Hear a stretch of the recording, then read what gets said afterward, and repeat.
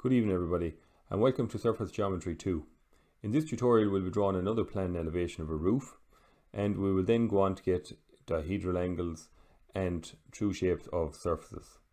So just before we kick off, to say that we primarily use roofs a lot in surface geometry because they're good examples of surfaces intersecting each other at varying angles. Okay, but to note, we will draw other stuff like with curves in them as well later on. Now, just to go over a bit of terminology, when I was talking the last night about roofs, the top of the roof there is the same like the top of a mountain. It's called a ridge. This main part of the roof here, not talking about the smaller part, would be called a hip roof, okay? And the outside edges there would be known as the hips. And when a small roof makes a big roof like this, you get this line here created, and that would be called the valley. Now, you'll never be asked that in a question, but I wanted to mention them in case I refer to them as those lines later on. So here's the dimensions for the question that we're doing this time. And just to note, you have a scale. In surface geometry, you will nearly always get some kind of a scale. So if it's 1:100, that means 6 meters here is 6,000. You divide 6,000 by 100, and that'll leave you with 60 mil. This guy will be 90 mil, 30 mil, okay? The given facts in the question are C and D have a pitch of 50 degrees, okay? These are the two main surfaces on the roof there. A has a pitch of 70, surface B has a pitch of 40, and E has a pitch of 60 degrees. Draw the plan and elevation, please. Develop the surfaces A and C. Find the dihedral angle between A and D, and find the dihedral angle between B and C. Now, in this question, it's animated. It's an old animation I've done, and I have animated how you get to the dihedral angle between A and D.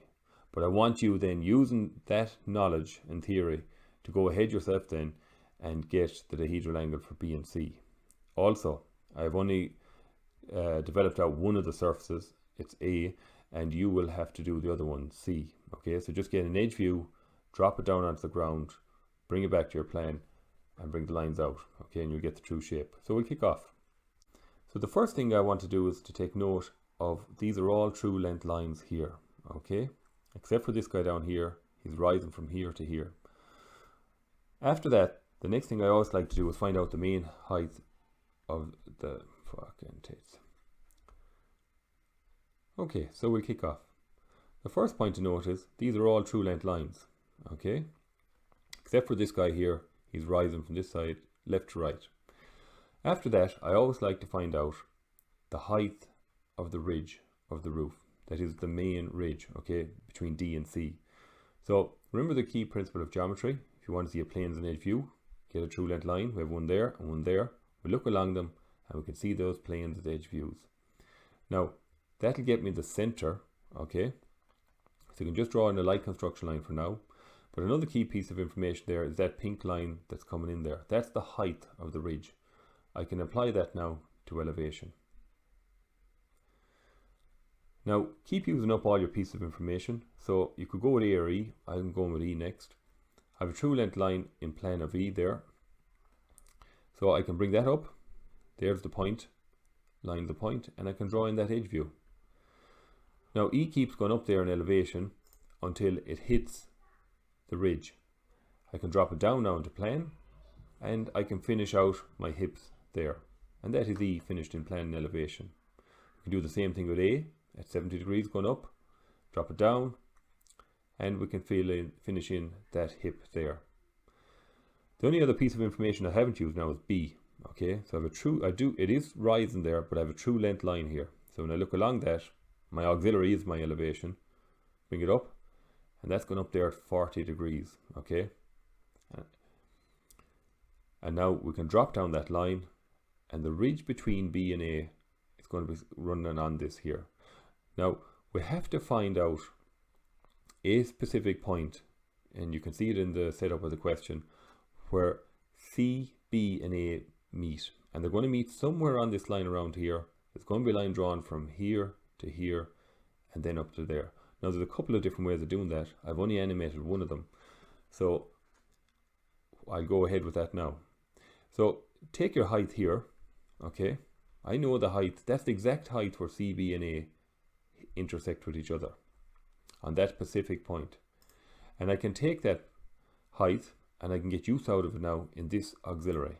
And this is a common thing with roofs. You'll keep going back. You might go back to an old auxiliary you did earlier on and you'll get another piece of information out of it.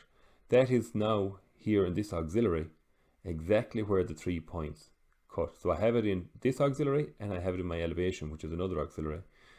Now I've dropped it down here already. So now what I can do is I can bring in that line there, and that is the exact point where the 3 meet. So you can finish in your black lines there now. Okay. Another way of doing that was, just to note, if you drew a construction line across here, pretended A and B were never there, that would get you a point over here, which you could draw up to there. Okay, that'd be a second way of doing it. And if you find a third, I'd love to see it. Now we'll drive on with the dihedral angle. So I've just animated D and A. So first thing you need to do, identify the line of intersection. Look in it at 90 degrees, set up your X1, Y1.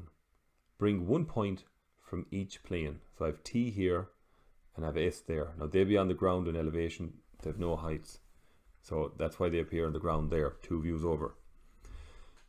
Get the height, and that's the true length now of that line of intersection, okay?